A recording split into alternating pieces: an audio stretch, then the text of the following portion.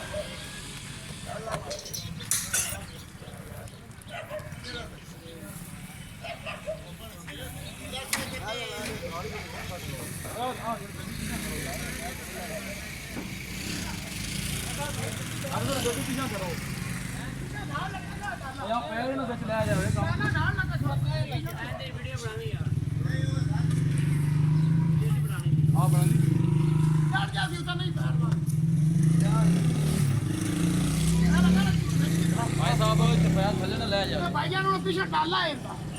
अजी थोड़ी काट से भी नहीं करना है कि अजी आधी मौके ते जाओ तू देखनी हैं हाँ वे लोग है देख मैं तो जी का डाल को जरा ठीक करो तुम पाइए हां चलो जाते वेन है ना जी ऐसे जो एक डंगर सुंदा तो पड़ा है बहुत से जांदा है